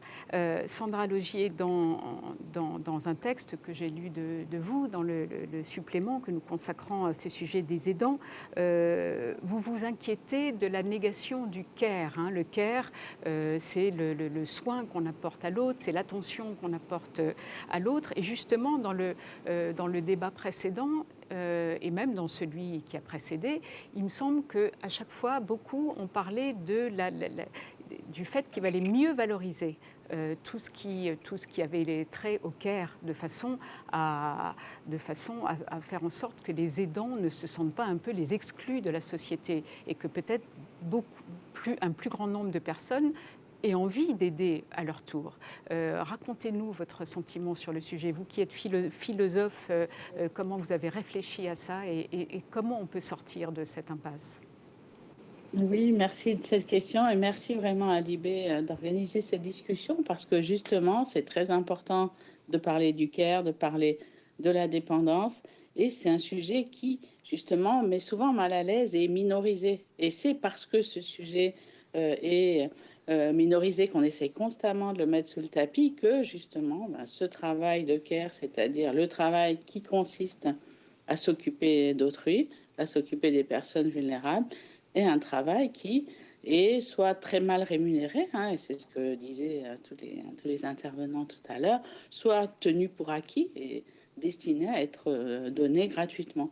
Et donc, je crois qu'il y a vraiment une question de société globale qui est cette dévalorisation de tout un ensemble d'activités qui, en réalité, sont nécessaires à la société, sont nécessaires à la vie.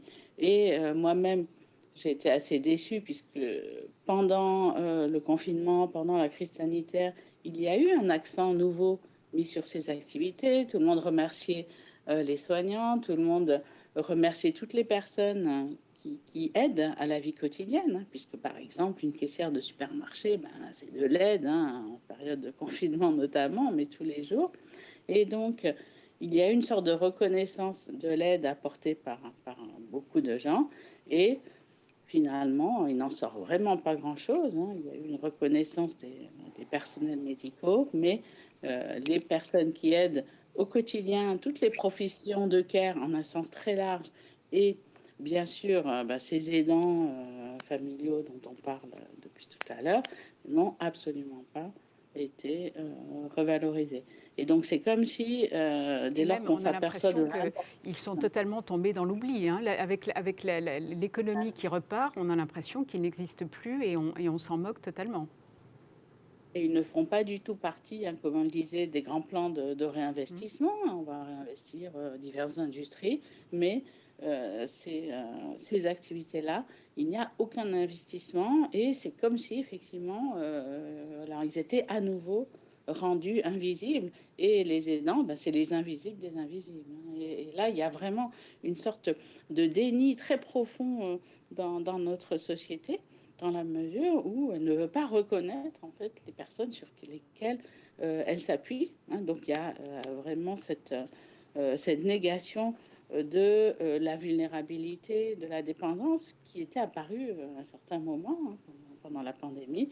Et maintenant, c'est bien tout le monde est content que ça soit un peu terminé, mais ce qui finalement signale le fait que c'est terminé, c'est qu'on oublie complètement en fait cette attention qu'il y a eu à un moment à toutes ces personnes, c'est-à-dire qu'on oublie que la dépendance, c'est quelque chose qui nous concerne tous, qu'on a tous et toutes besoin de l'aide d'autrui, que chacun a en effet par exemple, connaît des personnes âgées, que ce soit ses parents ou d'autres, qui ont besoin d'aide et qui s'appuient sur des personnes qui exercent ces métiers, hein, qui sont réellement très, très mal payés et qui ne sont pas du tout, en fait, dans une évolution Alors, positive. Hein. justement, vous parliez tout à l'heure, vous évoquiez les caissières. Alors, j'ai juste une petite anecdote qui va vous faire sans doute réfléchir en tant que philosophe.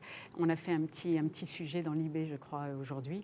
Aux Pays-Bas, il y a une chaîne de supermarchés qui a décidé de consacrer dans chacun de ses magasins une caisse qui s'appelle caisse de bavardage, je crois. Et donc, c'est une caisse où, notamment les personnes âgées, un peu seules, qui ont besoin de s'épancher souvent, et les malheureuses caissières n'ont pas le temps de discuter avec elles, c'est une caisse où les personnes qui ont envie de discuter pourront prendre du temps et discuter avec la caissière. Voilà, ça c'est un beau sujet pour une philosophe, non ?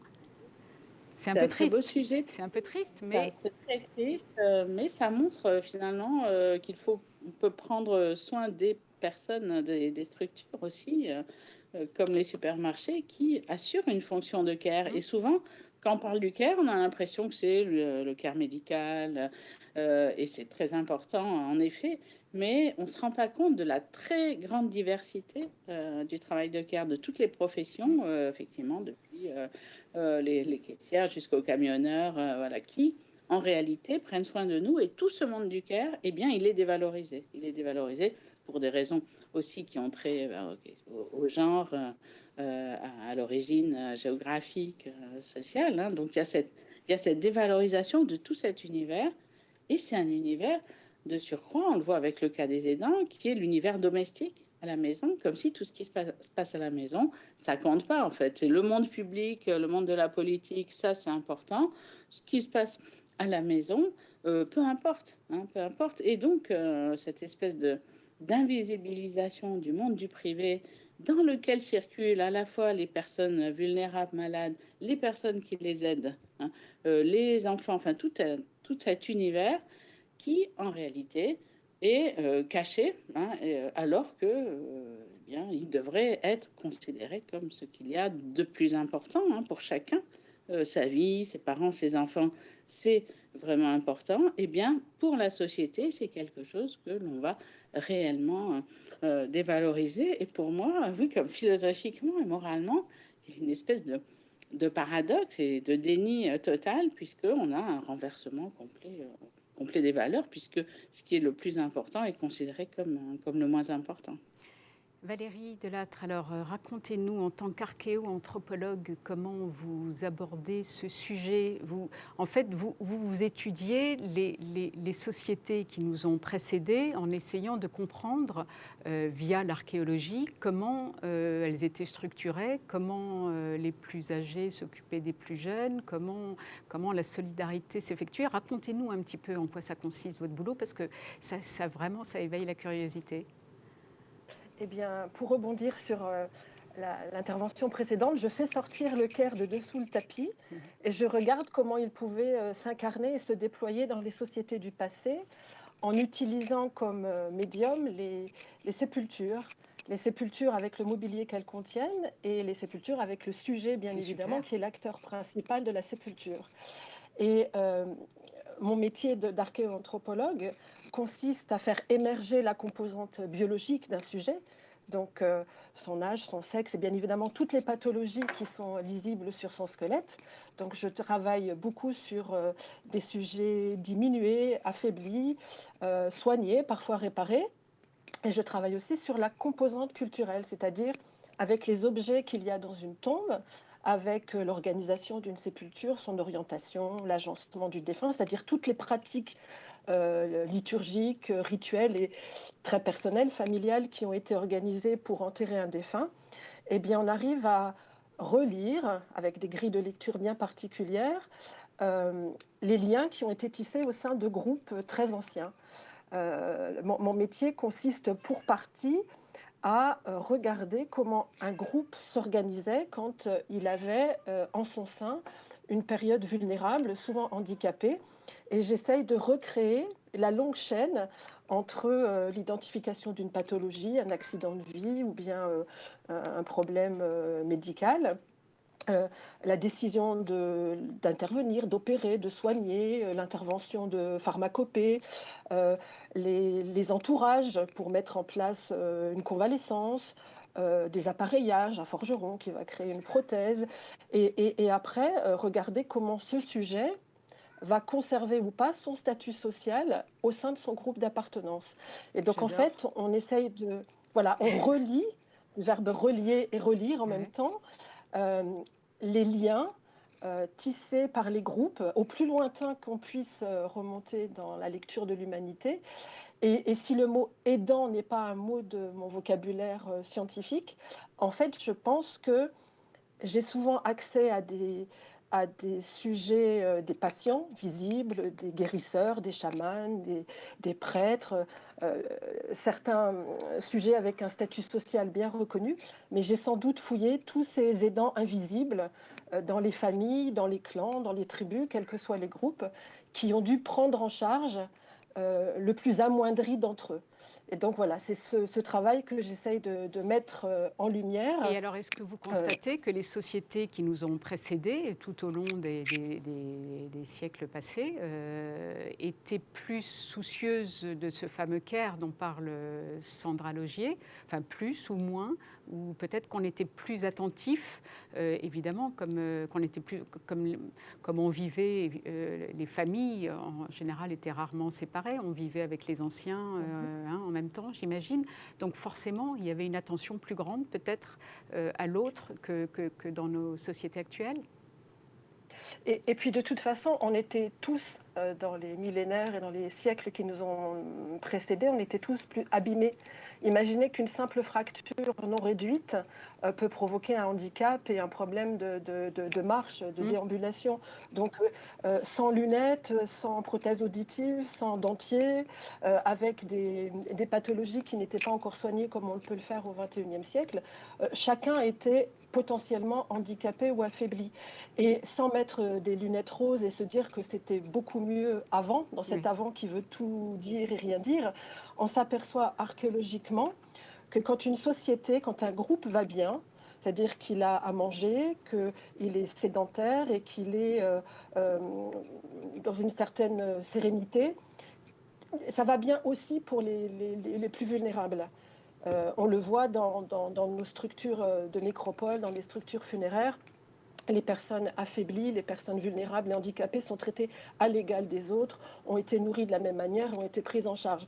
En revanche, quand ça se crispe un peu, vous prenez une bonne guerre de 100 ans, une razzia d'anglais, un problème climatique ou une pandémie, et ça va faire écho à l'intervention précédente, et bien tout de suite les groupes se rétractent un peu et le vulnérable devient celui qui est une bouche inutile.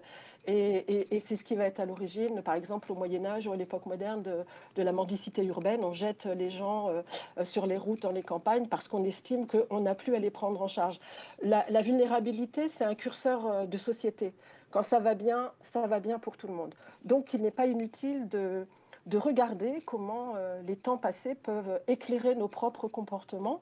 Et même si la notion de care ou le mot de handicap n'était pas dans le vocabulaire des sociétés anciennes, la prise en charge de l'autre, au plus lointain qu'on puisse remonter, on peut remonter même à Homo erectus avec des mandibules totalement édentées, qui suppose une aide à la mastication si on veut survivre dans un groupe. Donc, la solidarité existe. On s'entraide dans les sociétés du passé quand tout va bien. Alors, ce qui est intéressant, ce qui est presque paradoxal, Sandra Logier, c'est que là, on s'est entraidé quand tout allait mal, finalement, avec la pandémie. C'est-à-dire que, enfin, en tout cas, avec le premier confinement, où on a senti qu'il y avait une attention portée justement à tous ceux qui étaient en deuxième ligne. C'est-à-dire, alors, en première ligne avec les soignants, en deuxième ligne avec les caissières, enfin, tous ceux qui faisaient le boulot qui apportait, qui répondait aux besoins de première nécessité de tout le monde. Là, on était en période de tragédie et il y a eu entraide. Et paradoxalement, quand tout va bien, alors que justement c'est le moment où on pourrait se dire, bon, bah, profitons-en pour remettre au cœur du débat ceux qui nous ont aidés quand ça allait mal, et bien finalement, le sujet disparaît. Comment faire, Sandra Logier, pour revaloriser l'image de tous ces gens? Comment faire concrètement, à votre avis? Qui doivent être les principaux vecteurs de ce message? Est-ce que les journalistes n'en parlent pas assez? Est-ce que les politiques s'en préoccupent suffisamment? Est-ce que l'éducation nationale s'en empare suffisamment? Voilà. D'après vous, par qui ça doit passer?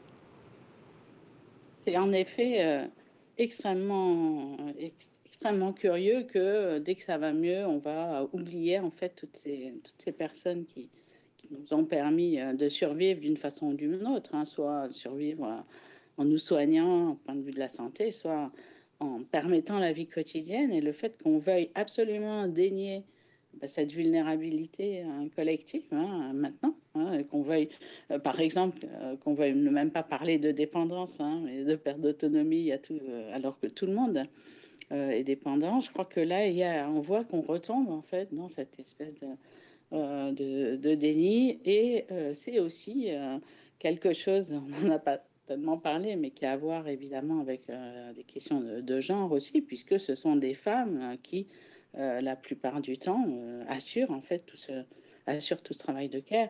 Et donc, on a là cette espèce de monde de personnes qui vont être extrêmement défavorisées, donc des femmes, des immigrés qui étaient dans ce personnel de seconde ligne dont vous parlez, et beaucoup d'ailleurs venant de la Seine-Saint-Denis dont on parlait tout à l'heure. Donc, il y a des populations qui se sont dévouées et qui ont réellement été sacrifiées, et on s'aperçoit qu'il y a vraiment des vies qui vont compter plus que d'autres, moins des personnes qui sont considérées comme voilà, un peu négligeable.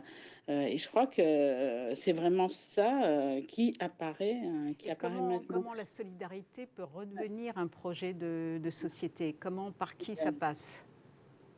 Ça va passer d'abord tout simplement par la participation de tous. Et le concept d'aidant, il est extrêmement important. C'est vrai que si donc on doit déléguer à externaliser toutes sortes de fonctions de soins, d'attention à autrui, eh bien, c'est aussi parce que la répartition de ces tâches-là, elle est extrêmement inégale. Donc, on va, par exemple, considérer traditionnellement que c'est aux femmes. Donc, je crois qu'il y a vraiment des questions, tout simplement, d'égalité de répartition des tâches domestiques, même si ça c'est pas directement cette question des aidants. Je pense que c'est vraiment très fondamental et qu'il faudrait avoir même des campagnes, puisqu'on fait des très belles campagnes autour du vaccin. Je pense qu'on n'utilise pas du tout suffisamment ces campagnes pour encourager les gens à aider, à participer aux tâches de ce domaine. Et qu'est-ce que ça dit de notre société? On considère qu'effectivement, un certain nombre de tâches ne sont pas importantes, alors qu'au final, elles sont essentielles. Et je crois que, comme disait Stéphane Roussel, il disait qu'il fallait vraiment changer de braquet.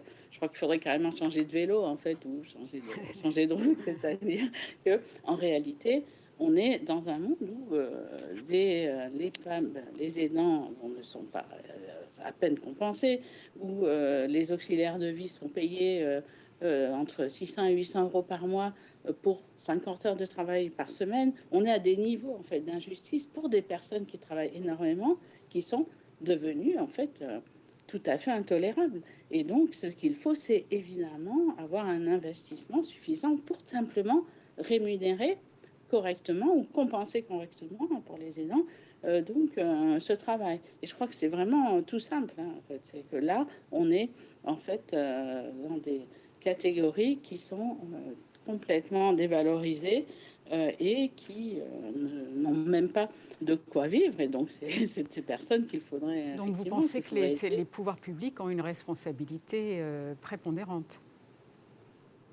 Une très lourde responsabilité, puisque il y a eu toutes sortes de mesures. On l'a vu à propos de l'allocation handicapés, on l'a vu dans toutes sortes. On l'a vu quand il n'y a pas eu moyen de faire passer une loi pour améliorer la situation des auxiliaires de vie, etc. En réalité, on est en fait avec un personnel politique qui est complètement uncaring, qui est négligent, qui ne se soucie absolument pas de ces personnes qui assurent le care, pourtant de leur famille, de leurs parents, etc. C'est là que je dis que c'est vraiment paradoxal, puisqu'on est avec un personnel politique qui est complètement, qui s'en fiche.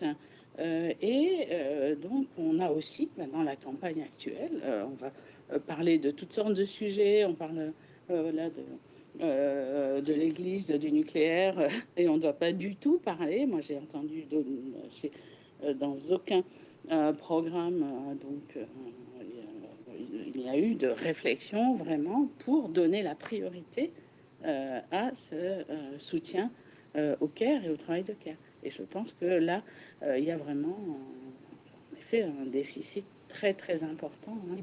Et pourtant, c'est un sujet qui concerne tout le monde et donc qui concerne bien plus les Français que l'immigration, par exemple. Par exemple. Valérie Delattre, comment ça se passe? Est-ce qu'on vous demande, est-ce que vous bossez avec les pouvoirs publics? Est-ce qu'on vient vous demander un avis? Est-ce qu'il y a une interaction avec vous? Comment ça se passe? Alors pour mon métier, j'appartiens à l'INRAP, donc je suis service public, oui, on intervient en amont des grands travaux. Voilà. On suit de près l'aménagement du territoire et moi je me suis spécialisée dans cette archéologie du handicap, comme d'autres commencent à se spécialiser dans l'archéologie de la violence, l'archéologie des migrations. Il y a vraiment une archéologie sociétale qui s'extirpe un peu des choses un peu pesantes comme la typochronologie, etc., qui sont des moyens de comprendre l'homme et ses liens au sein de son groupe. Mais est-ce que vos travaux remontent vers ceux qui sont censés réfléchir à la meilleure façon d'améliorer la situation des aidants, par exemple? Un petit peu. Alors, la discipline que je pratique, elle est toute récente. Elle s'inscrit dans la paléopathologie, dans l'étude des soins, mais s'intéresser au handicap et à la vulnérabilité des sociétés passées, c'est très récent. C'est-à-dire combien de temps? Une dizaine d'années. Ah Auparavant, on avait un petit peu une course à la pathologie la plus ancienne ou la plus spectaculaire, un peu en mode Guinness des records. Vous voyez, les paléopathologues s'intéressaient aux plus anciens cas de polio, de lèpre, etc. Et maintenant, on a une considération beaucoup plus structurelle. On travaille vraiment sur l'humain dans ce qu'il a de plus intime. Et si les pouvoirs publics ne nous interrogent pas encore, les associations, les grandes associations qui travaillent sur le handicap me sollicitent ou nous sollicitent pour essayer de voir comment le passé, les bonnes pratiques du passé ou les mauvaises pratiques du passé peuvent non pas donner des leçons, c'est pas un cours magistral le passé, mais ça peut éclairer, ça peut donner des pistes. Et, voilà. Et surtout, ça nous montre qu'au XXIe siècle, on n'a pas toutes les solutions, on n'est pas mieux que les autres. Parfois, dans des sociétés plus archaïques, on a su faire avec les moyens du bord, avec simplement de la bienveillance et de la créativité, un peu d'ingéniosité. On a su s'occuper, prendre en charge celui qui était son proche, son voisin, sans y mettre des termes, sans mettre des acronymes, sans faire des lois en faveur d'eux, simplement de façon très pragmatique. Et je pense que cette lecture-là, elle commence à sortir un peu du milieu scientifique parce qu'elle est riche de plein d'enseignements, plein d'éclairages. Et c'est passionnant parce qu'en fait, c'est foisonnant. Les données sont multiples. Et à chaque fois qu'on tire une ficelle, par exemple, travailler sur le mot aidant, quand j'ai été sollicitée pour ce débat, aidant n'est pas du tout un mot que j'utilise. Et en fait, je me suis rendu compte que c'était un terme de plus que je pouvais inscrire dans ma recherche parce que forcément, ces aidants, ces invisibles, sont des maillons importants dans les nécropoles que nous étudions, dans les groupes que nous étudions. Et donc, c'est une discipline, c'est une méthodologie qui est en construction. C'est génial, donc ce forum vous a servi à quelque chose. Exactement. je vais intégrer un terme Ah, c'est merveilleux. nouveau. Ben oui, parce que dans nos bases de données, c'est un mot qu'on n'a pas. On a le statut social, le éleveur, guerrier, le patient, le médecin, le prêtre, l'officiant, mais aidant, et notamment en s'orientant vers la famille. Je pensais tout à l'heure, par exemple, une trépanation au néolithique quand on intervient sur le crâne. Alors évidemment, je vais fouiller un patient, je vais trouver son crâne opéré, je peux éventuellement trouver la sépulture d'un sachant, d'un guérisseur, parce qu'il a le mobilier, les silex, qui me permettent peut-être d'identifier un statut social. Mais entre les deux, il va falloir que je puisse identifier des proches, des familles qui ont pris ce patient en charge au terme d'une opération, il y a 5000 ans, et qui ont pu, de façon très prosaïque, faire des tisanes, soigner, réparer la bobologie, etc., etc. Et donc, en fait, on rajoute un maillot supplémentaire à nos structures de société qui nous sont accessibles que par les archives de la Terre, notamment quand on n'a pas de texte. Donc, c'est passionnant. C'est des petits puzzles, des petits piles de puzzle. C'est absolument passionnant tout ce que vous nous racontez. Et vous avez des homologues en divers coins du monde. Est-ce que c'est une discipline qui est partagée, qui se pratique dans beaucoup d'autres pays? Est-ce que vous échangez? Est-ce que justement vous essayez de voir les différences en fonction des climats, des époques, etc. Est-ce que ça change Est-ce que ça change quelque chose? Oui. Alors, au sein de l'INRAP, on diligente une grande enquête sur l'archéologie du handicap. Et donc, on a beaucoup travaillé sur la bibliographie, et beaucoup échangé avec des collègues d'université à travers le monde. Et on s'aperçoit qu'il y a quasiment un copier-coller entre l'état de la recherche sur les populations passées et la considération que les pays ont pour le handicap à l'heure actuelle. Par exemple, on n'a quasiment rien sur l'Afrique noire. On a beaucoup d'informations, par exemple sur le Maghreb, parce que les pays arabo-musulmans ont notamment initié tout ce qui concerne le handicap mental. Autour de l'an 1000, les pays à Bagdad, par exemple, on a créé les premiers hôpitaux psychiatriques. Donc à Averroès, à Avicenne, etc. On a une littérature qui est très riche. On a beaucoup de choses pour l'Amérique précolombienne, parce que, paradoxalement, certains peuples le considéraient comme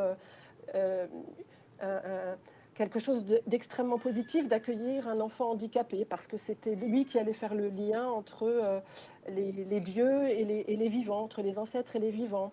On a beaucoup de choses dans les pays anglo-saxons. Donc c'est quelque chose qui est en train de se construire et qui est effectivement calqué sur la relation que les populations actuelles ont avec le handicap. C'est vraiment très, très prégnant.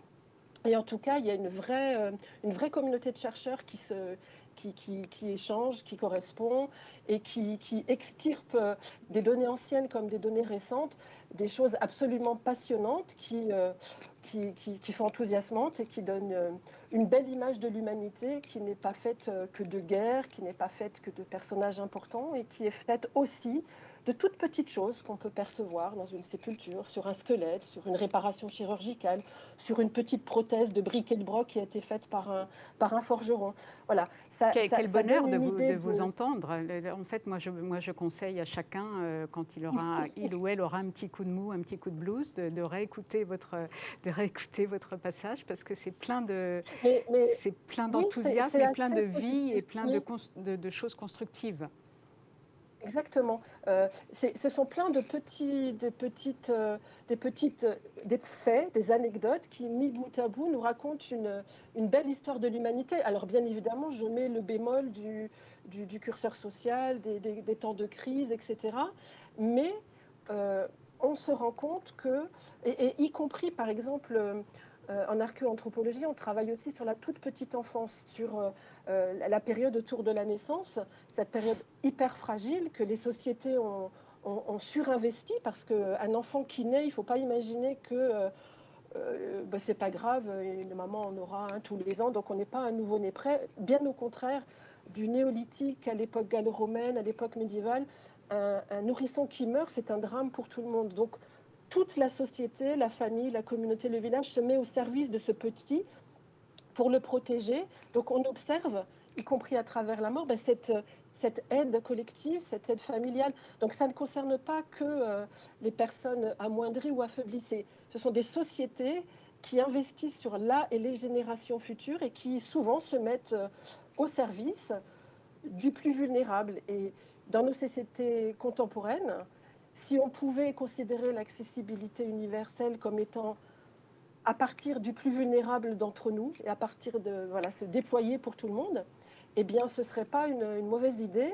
Et je pense que le passé, avec bien sûr toutes les nuances qu'on peut imaginer, le passé nous fait parfois du bien, parfois nous déconcerte, mais en tout cas les petites bribes d'histoire, les petites histoires individuelles et les histoires collectives sont riches de bienveillance et de solidarité. Alors c'est souvent des mots qu'on n'utilise pas en science, mais moi je m'affranchis et j'aime bien utiliser ces mots, les mots d'émotion, le deuil, la solidarité, la bienveillance. Voilà, il faut savoir sortir de la science stricto sensu et se permettre ce petit supplément d'interprétation qui fait le charme des sciences humaines. En fait. Oui, permettez-vous le plus possible, parce que ça fait du bien d'entendre ça. Sandra Logier, vous échangez, vous, avec vos camarades philosophes un peu aux quatre coins du monde sur ces sujets? Est-ce que ce sont des sujets qui traversent l'ensemble des sociétés du monde, ou j'imagine que ce n'est pas propre à la France?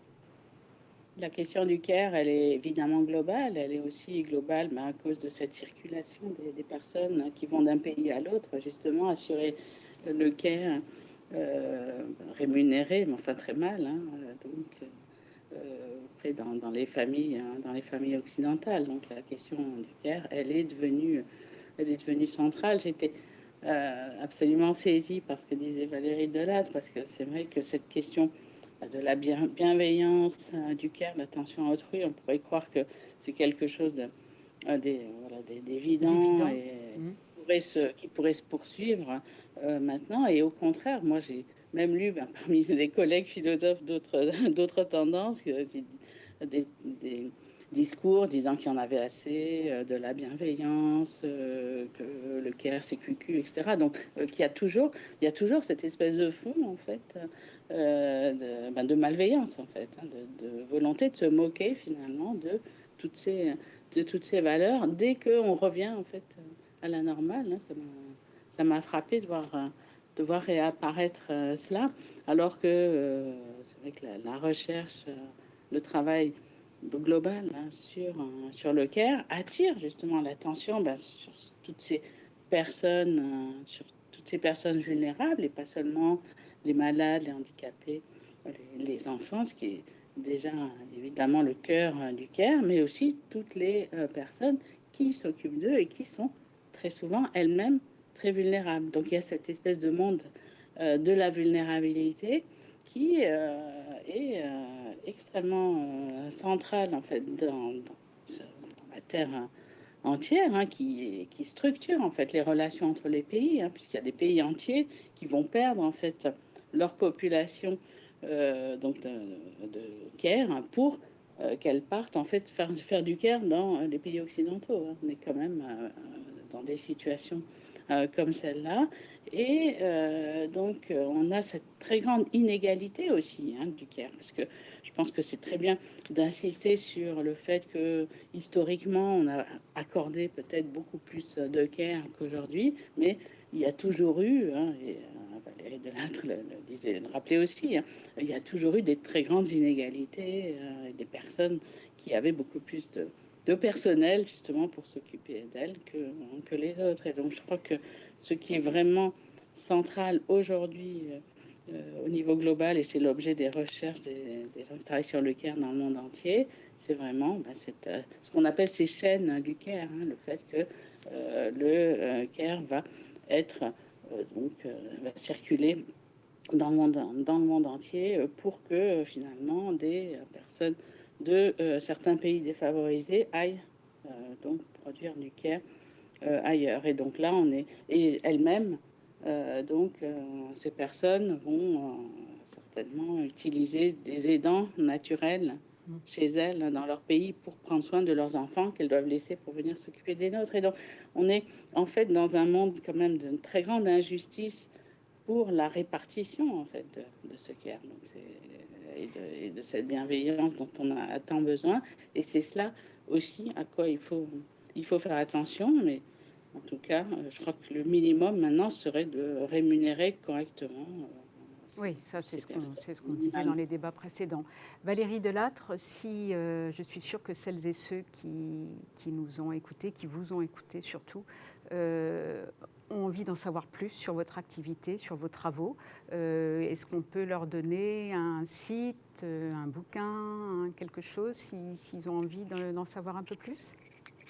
Eh bien, avec l'équipe que je pilote, on a monté un carnet hypothèse. C'est très simple, on tape carnet hypothèse archéologie du handicap et on met sur ce site notre façon de travailler, les occurrences que nous avons sélectionnées pour travailler sur le handicap, de la bibliographie, des articles, des liens, des blogs, des conférences, etc. Super, donc carnet hypothèse. Carnet hypothèse. Et archéologie du handicap, on tombe directement on va tomber dessus. Génial. Et puis, j'ai toute ma biblio, les articles, ceux de mes collègues qui sont dessus, et c'est passionnant. C'est génial. Écoutez, en tout cas, vous nous avez vraiment donné envie de plonger dans ces recherches, d'en savoir un peu plus. Et puis, votre enthousiasme par les temps qui courent fait vraiment plaisir à voir et à entendre.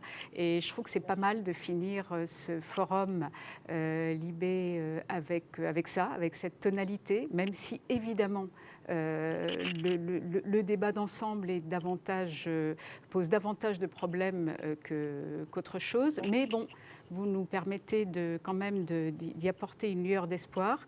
Il y a beaucoup à faire. Si on doit résumer ces 3 débats qui se sont succédés, et il y a énormément à faire. Et alors évidemment, Stéphane Troussel, donc le président du département de la Seine-Saint-Denis, disait qu'il fallait changer de braquet. Sandra Legier dit qu'il faut plutôt changer de vélo. Je pense que c'est un bon résumé un peu raccourci de la situation. C'est qu'en fait, il faut changer il faut changer nos sociétés, nos pratiques et surtout nos mentalités, et faire en sorte que chacun comprenne bien que tôt ou tard, il aura lui-même, elle-même besoin d'un aidant, parce que la population est en train de vieillir, parce qu'on l'a vu, d'autres épidémies peuvent se reproduire. Et donc, c'est vraiment, ça devrait être un sujet de préoccupation de chacun. Mais évidemment, dans un premier temps, ce serait bien aussi que ce soit un sujet de préoccupation des pouvoirs publics, de façon qu'il y ait davantage de moyens qui soient mis sur la table. Voilà, merci beaucoup d'avoir suivi ces 3 débats avec nous. Personnellement, j'ai appris plein de choses et je suis sûre que vous aussi, et à très bientôt.